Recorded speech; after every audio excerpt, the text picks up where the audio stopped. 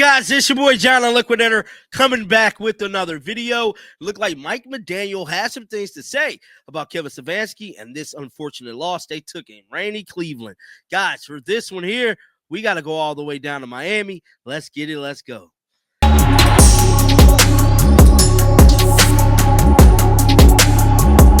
I know y'all is wondering, John, what happened to the I told you, new content was on the way. And that's what we doing here this Sunday, man, Football Sunday. And we got to talk about one of the hottest storylines in the NFL. That is Mike McDaniel. Will he get fired this week? And I'm here to tell you, as of right now, I don't know. But he did say, well, you know what? As long as I got a job, I'm going to still be coaching. That's exactly what he's doing. Still coaching, bruh. But it was just a tough bout today, losing to the circus, the Cleveland Browns, bruh. Now, we know Kevin STEFANSKI is still having stock of the NFL. Mike McDaniel is right next to him within arm's reach, bruh. I'm here to tell you, they got the sleeves beat out of them today in Cleveland, bro. He was like 31 and like 6 or something. I don't know. I'm going to have to look it up.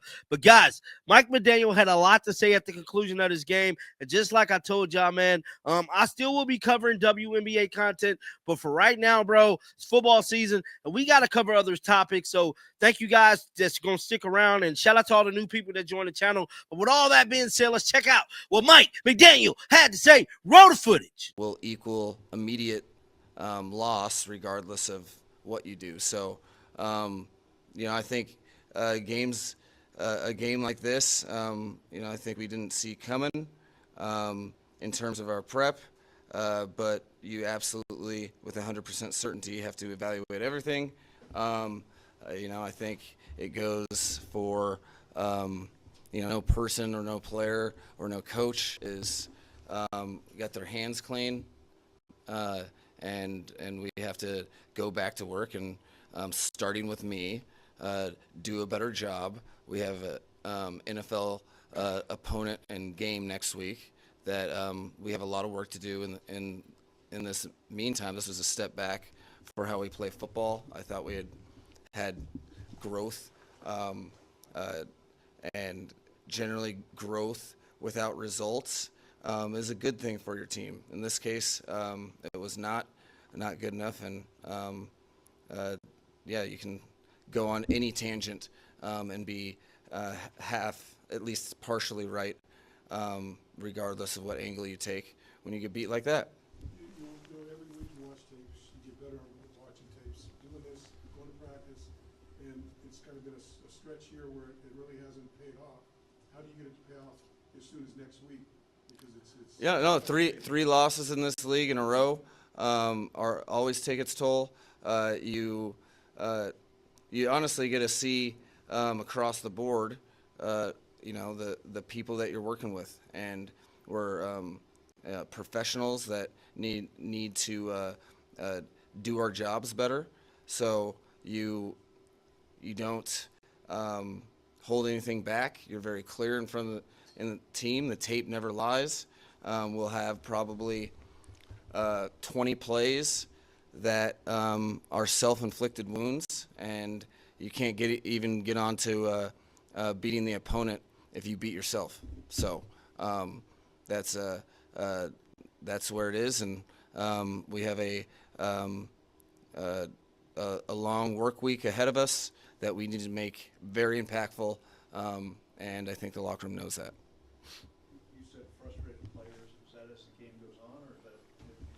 I felt, guys have been frustrated with the season, and believe in each other a lot more than our record indicates. So, I just felt like emotional overreactions early in the first half, while being very competitive. But I think there was 4 drives sustained by penalties defensively, and I could feel that building up, and then you come out the gate the second half and you have a fumble on special teams, and then a 1-play pick six. The guys were frustrated throughout the game, and I thought it didn't help us; it made us worse. There was late hits on 2 occasions, personal fouls. That isn't, we haven't majored in that. So we found a different way to kind of undo our game. And there's a lot of guys that will have an important work week because we're not. I mean, if you are negatively affecting the football team routinely, I don't have a choice but to assess a different player, and I have to coach a lot better as well. So we're going to find out who and what we're made of. What were your conversations you with Tua after this game? Yeah, it'll be tape driven. So I'll take a look at the tape. But before watching the tape, I don't want to over conclude anything. I think, but like you turn the ball over. It's the number one indicator of wins and losses, and it negatively affects the team. I think there's multiple factors in those turnovers, but I know at least 1 to 2 of them were extremely preventable from Tua, and he knows that it just wasn't good enough. So we'll watch the tape and change our style of play if we have to. We'll do everything's on the table. When you go to a game, you fully know that you have the capability to win and get handed a very, very humbling loss. There's no ifs, ands, or buts about it. Guys need to be professionals. Guys need to step up to the plate. And every person, on our team, if you're saying it's not me, it's you. That's what I told the team. That's what I have to subscribe to, and we will be diligent in our both our cleanup of this game and the opponent for next week, because you're just not going to win games. And our team, we say we want to win games, so we have to do the things necessary to win games. Until that happens, we will lose games. Such a lack of discipline shown between the penalties and turnovers. Do you still find players to be receptive to your coaching and messaging? Yeah, I mean, I think, a lot of the frustration got in the way of our execution, and that's never going to be acceptable. I did think that specifically in the second half that the defense did not quit in a situation that was pretty difficult, considering receiving the ball after halftime, and then they're on the negative side of the field, and then all of a sudden have give up 7 more points that they didn't give up. I think there's the effort was there, the execution and the discipline really to play sound football and not take it an extra step and still try to hit somebody or be out of position with your feet and hold. That all of these things amount to losing football games, and that lesson is a tough one, but it will forever stand in the National Football League. That doing things like that is not good enough and will not be good enough. Do you feel renewed concern over your job security?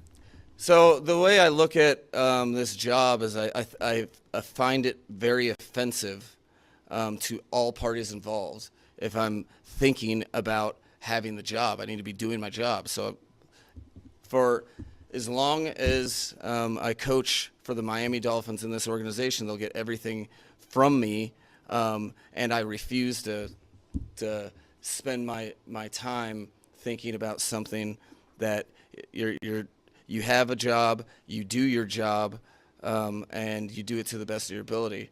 And that's where my concern lies. I think it's offensive to all coaches, players, and the organization if I'm spending that precious time thinking about myself. Mike, when players are frustrated to the point where it's impacting execution, what can you say to them on the sideline in the locker room to get that turned around? Well, I got to do a better job of saying that clearly, because in game, we have to find our composure. But realistically, you do hard truths in this league. You are always held accountable for your ultimate performance, and you coach through tape. So I have had nor will have no problem, telling the truth of the tape, and you have to either you accept it and rise to the challenge and correct those things, or you're subject to the same exact types of failures that I know that the guys are tired of. They wanted to fucking win. Okay, they did, and they didn't do it.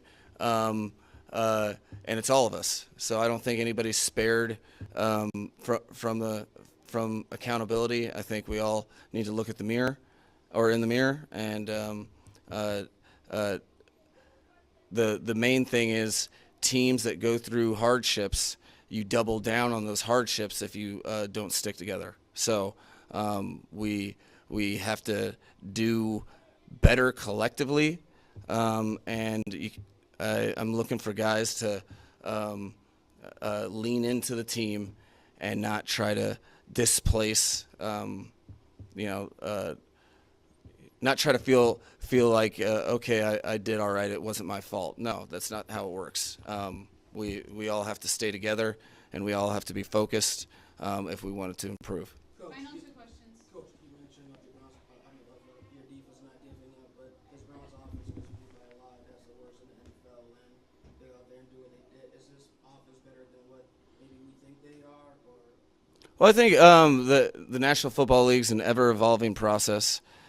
Each team is going through all sorts of lessons, good or bad. I think they have talented players, and I wish I could offer up a better view on exactly who they are. I don't really have that view because it's kind of tarnished with all of our. I don't even know how we match up because we're penalizing ourselves through the process, and in the second half, there's with a 3-score lead, everything's kind of adjusted anyway. So, good team that did what they had to do to beat us today, which was not turn the ball over and execute on the line of scrimmage, and they did a great job. So my hat's off to them, but I'm more focused on all the things that we need to clean up. Mike, Final question. the decision to elevate Quinn Ewers to backup quarterback today, what went into that, and then what went into the decision to put him in the game? So during the work week,